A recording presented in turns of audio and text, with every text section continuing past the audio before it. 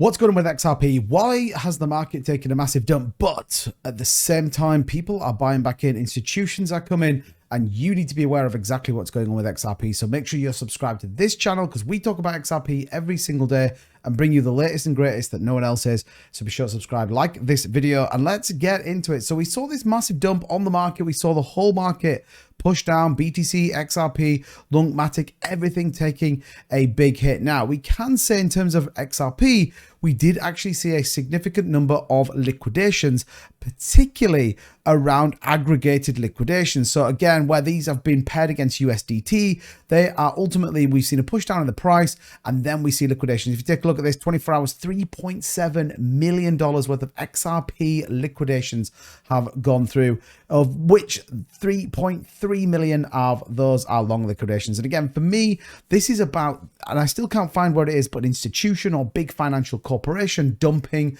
their altcoins. Bitcoin hasn't really been affected too much, about 0.9%, but XRP and a number of other big altcoins taking a big hit. OKX, Binance, Bybit being the biggest exchanges of where they've got. But what is interesting when we talk about XRP is how quickly this bounced back up. Now, we had this line drawn on here, this 5803. We talked about this about 4 days ago. This chart we've had now for a number of days, and we expected a push down. We got exactly that, bounce off this bottom layer, 5803. I talked about this in my live stream, but if you're looking to trade potentially down to this bottom layer support and then bouncing all the way back up, currently holding the 7-day EMA and looking at 6059 as a support line as we push back up to 6214, which we've been hugging now for quite some time. On the 15-minute here that you can see, but look, a positive move back up in terms of XRP. You can see the price there just hovering at 6075. We want to be up around that 6162 and pushing back into the 6.3s. So what have we got to be bullish on? You know, I've talked for a minute and 56 seconds on what's happened, but there's a ton of stuff coming with XRP, and I guess a ton of things we need to be mindful of when we look long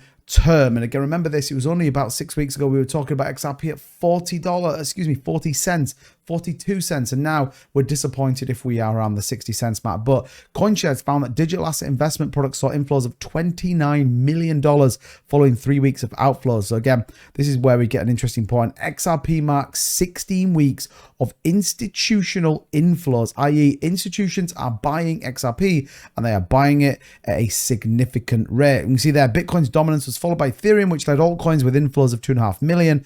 Uniswap XRP with $0.5 million over the last week. And again, this is institutions coming in. You might be thinking, okay, well, 2bit, well, where is this institution stuff coming from? How do you know all this kind of stuff? Well, fundamentally, we can see it being bought in by institutions, and we're going to show you a couple of those in a minute. People are seeing this. XRP, the fifth largest crypto by market cap at the time of writing, was sued by the US Securities and Exchange Commission in November 2020.